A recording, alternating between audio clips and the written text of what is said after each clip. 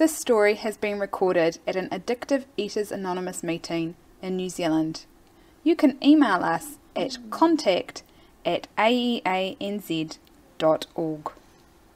And tonight is the first Friday of the month, and it's a speakers meeting, and I would like to welcome Carla. My name is Carla, and I'm an addictive eater. Hi, Carla. It's just really good to be here, and really lovely to be at a big meeting, and we're in with the people that have helped me to find a solution. I'm really grateful that there is a solution. When I first came to this fellowship, and it was nearly 20 years ago that I first came to these meetings and first met somebody in recovery, and I was just wanting to lose weight. That was all I wanted to do. I had been overweight my whole entire life, as far back as I can remember, and I met this person from this fellowship, and she talked to me about the disease of addiction, and she talked to me about being bodily and mentally different from her fellows, but that wasn't what I heard. That wasn't what I heard straight away. The first thing I heard her say was, as far back as I can remember, I was fascinated with food. And when I heard that, I absolutely knew that she knew. I could absolutely relate to that. She shared with me this story about her grandfather giving her chewing gum, and how, that was such a big deal to her because it was chewing gum. And I just knew that she knew. So ever since it's far same for me. As far back as I can remember, I was just fascinated with food. I can still close my eyes and picture our pantry growing up, and where everything was in the pantry, and the food that I was most interested in was in the top right hand shelf. That's where the hundreds of thousands biscuits were kept, the biscuits with the pink icing and the hundreds of thousands. That's the food I liked, but it didn't matter. Any food would do. I remember going into the same pantry and eating the milk powder for the lamb that we were feeding. That would do. Or my little sister's rusks. That was, if that was all that was there, that was fine. And always wanting to know what was for dinner, when dinner was, what we were having. Just fascinated. And once I started, I couldn't stop. And I had no patience around food growing up. So I would love baking, but I would hate baking. I would love that there was, nice food at the end of baking, but the whole process to get to that point was just, torture. I'd sit cross-legged in front of the oven waiting for it to bake, and loving watching it bake, and then the smells, but then you'd have to wait for it to cool down, and that was the worst. And just most of the time not waiting for it to cool down, and eating food that was way too hot, and that used to happen all the time, and I'd burn the roof of my mouth, and then you'd get that peeling off the roof of your mouth because you'd burnt it. And when microwaves came in and people said you had to wait to eat your meal because it would get hotter, and wait 2 minutes before you eat, and you're like, I was like, no, that wasn't what I did. So no patience around food, and so just overweight. And my dad called me his baby elephant, and it was as much about my weight as about the way that I carried myself in the world, because I would stomp around and very I like to be the centre of attention and the centre of the universe. And it was probably about 10 or 11 when I went on my, maybe even, it could have been earlier than that, when I went on my first diet, but probably 10 when I went on my first one, where I, actually drew the graph, and it was kilos on the left-hand side and the weeks down the bottom, and, there was the goal, and the goal would be for graduation or for a party or for whatever it was, and whatever the dress that I wanted, somebody's wedding and I had a dress to wear, or rule the line, and then every week I'd colour it in and it would be up on the fridge, and this time was going to be it. And I could diet. I did. I was able to diet, and I could lose 20 or 30 kilos at a time. But like I've often shared in these rooms, at some point the light switch would go off and I'd go from being on a diet to eating. And once I started eating, I couldn't stop, and all that weight would be put on plus another 10 kilos. So every year I was just going up and up and up and up. And and it was just a bafflement. It was just I couldn't understand. There was lying around food, there was stealing food, there was stealing money to get food. It didn't matter who it was from. I would have friends who I could eat with, so we could, binge together. I'd go on, there would be things that I'd start to love, bagels and cream cheese and salmon. That was one for a bit that just kind of went over and over and over again. But as I say, it could have been anything. As a kid, I remember, just at the moment we've got heaps and heaps of feijoas, but, sitting cross-legged under the hedge eating the feijoa, skin and all. There was no point getting a knife and a spoon, you just sat under there. And I remember our neighbour, Mrs. Vivian, she had mandarins, and her mandarin tree came over to our side of the house. So, according to my mum, everything over our side of the house was fair game, but I would crawl into the tree and, crawl over the fence and be, on the other side of the fence eating these mountains of mandarins. So, yeah.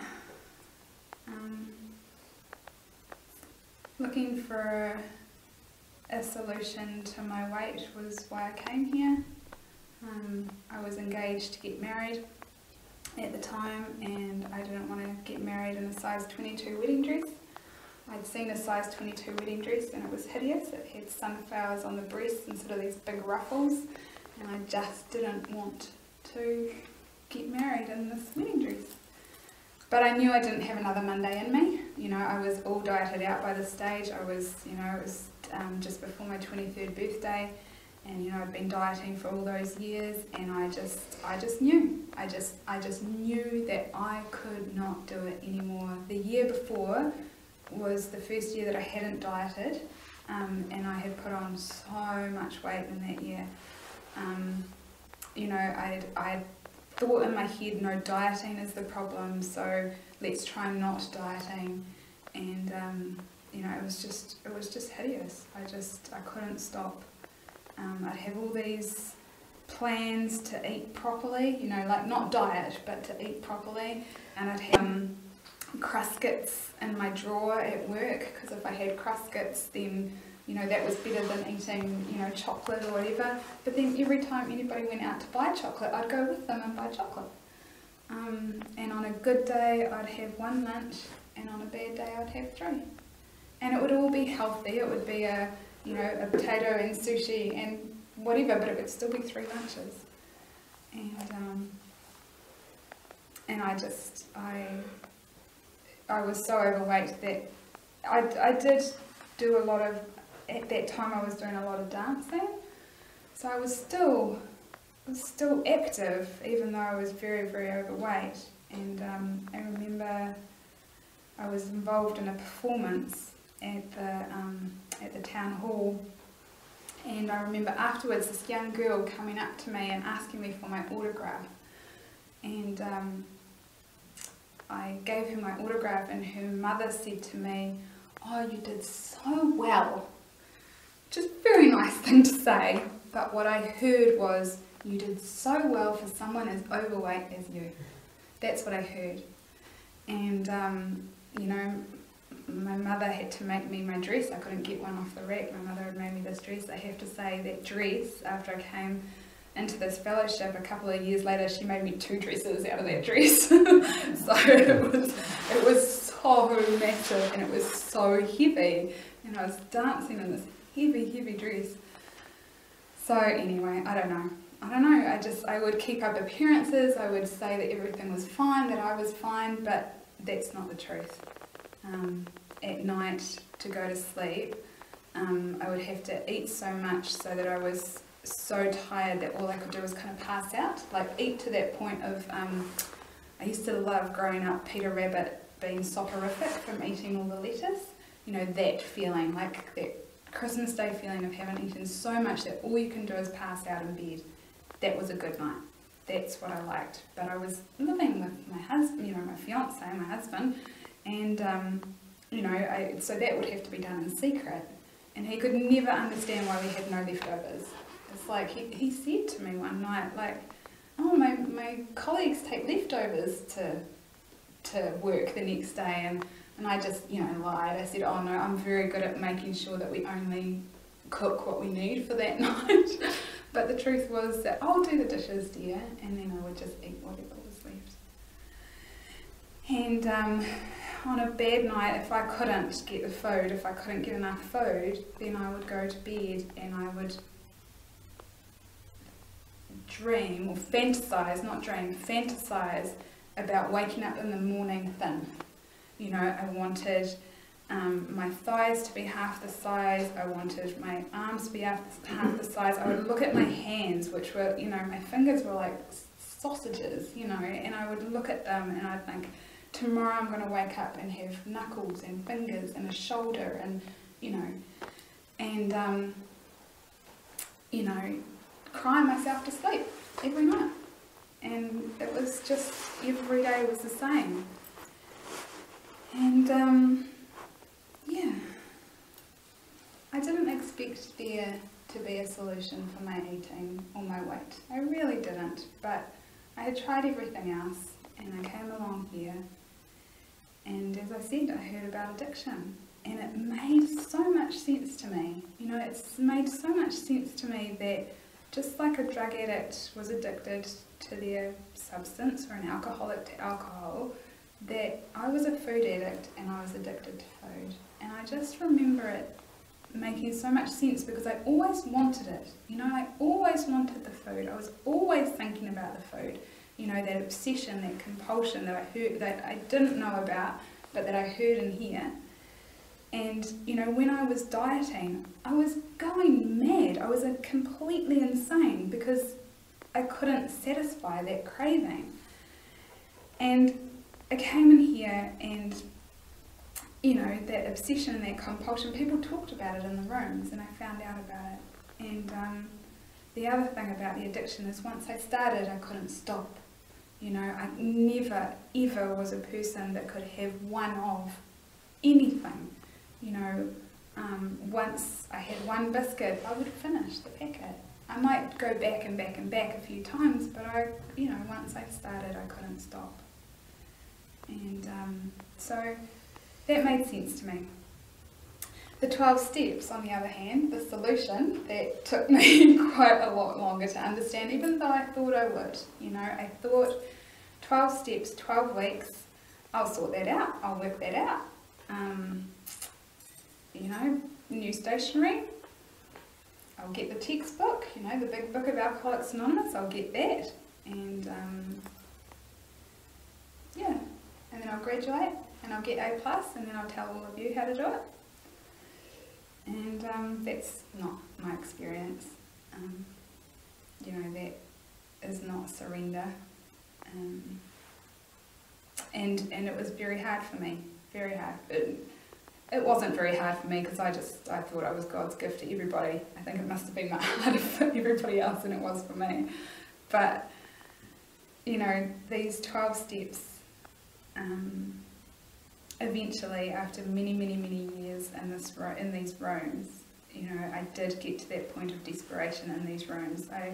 You know, the food at that point wasn't the issue for me. It was, you know, the way I am, you know, and I have got this disease of addiction, and along with that, I'm self-centered in the extreme, and my life is unmanageable by me, which just I wasn't willing to hear that. You know, I had studied management, and I'm studying it again. And it's easy, it's planning, and it's control, and it is organising, and it is, you know, and you figure it out, and that's what management is, and, you know, surely I can do that, and yet that is not the case. You know, my life is completely unmanageable by me, and it still is today. And that took me a long time to see that. That even though, you know, I wasn't eating addictively, that I was still planning and controlling and organising, and, you know, these steps are about surrender to a higher power, surrender to, you know, for me, to God. And, you know, I couldn't do that while I was still running my life. And, you know, all I can say is that I'm grateful that, you know, I just kept coming back. You know, I just kept coming back, and I could just keep coming back. Just keep coming back to meetings. And these meetings have saved my life. And, you know, I was here when I got to that point. When I say when I got to that point of desperation, I don't know that that's true. When my sponsor, I don't know, I kind of feel like pushed me into that point of surrender by making me do another step 4 and a step 5. And for whatever reason, at that point, I was willing to be honest in doing a step 4 and step 5, and, you know, seeing that unmanageability and seeing how much not just my life was affected by this disease, but the people's lives around me. And she said to me that I was still hurting people, and I couldn't see it for myself, but doing that step 4 and step 5 I could. And that was excruciating. It was like holding, you know, one of those mirrors where everything is magnified, and, you know, your pores look really disgusting. And it felt like I was disgusting, and it felt like, how could I possibly go on knowing this about myself? And she said, you go home, you cook your tea, you cook tea for your family, you do your dishes, you put your children to bed, and you come to a meeting. And that was it. That's all I had to do. And I felt like I was dying. I felt like I could not leave her house, you know, and yet she said, just go and do that. And that's what I've done. And I'm still breathing, and it's been fine. It's just been fine. Yeah. I know today that I am beyond human aid. That's what it says in the big book.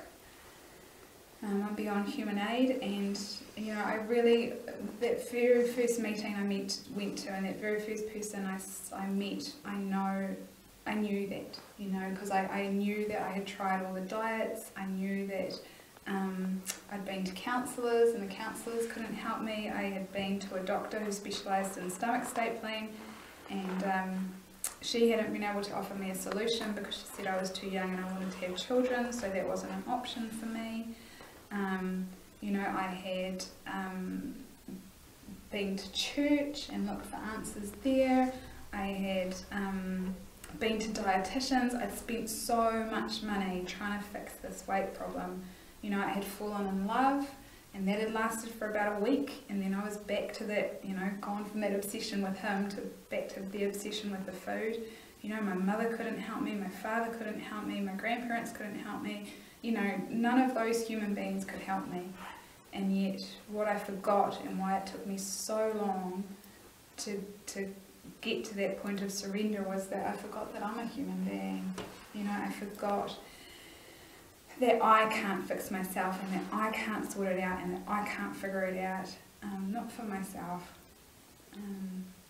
So I'm really grateful that, you know, that people just kept on sharing their experience, strength and hope with me, and the patience of my sponsor to keep on saying to me, you know, go out there today and go and see how you can be of maximum use to God and to others. And I go, yeah, God and others. But actually, I had no idea. I had no idea about being of use to God and to others, because God for me was just another way of getting what I wanted. You know, I would ask God and God would give me what I wanted. And it usually, you know, was a long list of things that I wanted to achieve perfectly to make me look perfect. And as long as God's will was the same as my will, then I was happy to do God's will. And, you know, that's what my prayers were. God, please help me to do everything that I want to do on the day. And so that's nothing to do with being of maximum use to God and to others. So it's not like that today. I have a primary purpose today. I'm not looking for my primary purpose anymore. I'm not looking for that thing that's going to give me my Medal of Honour or turn me into Dame Carla.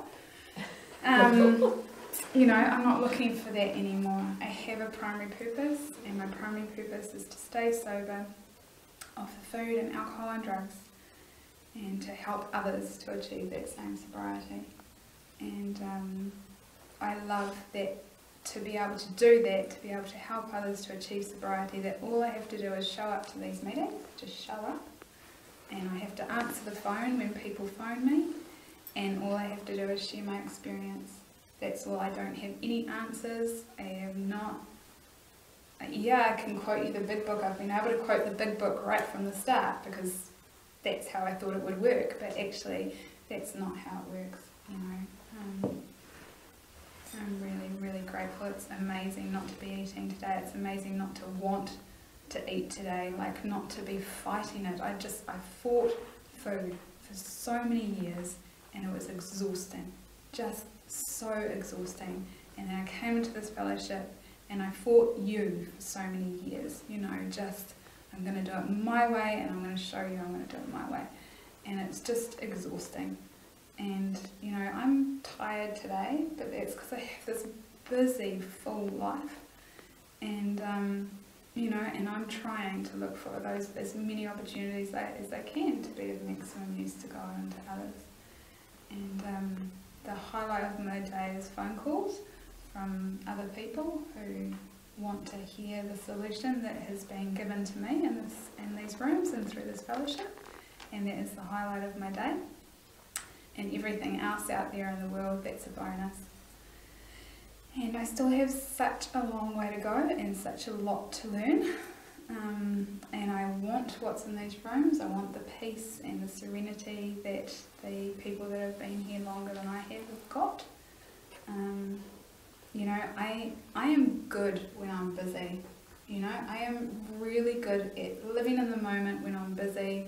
I'm really good at, you know, just at having interruptions. You know, like if people interrupt, I'm really good at just dealing with that and just doing the next thing in front of me to do. I'm really good when I'm busy. When I'm not busy, I create dramas. Like I can just make up these crazy things in my head.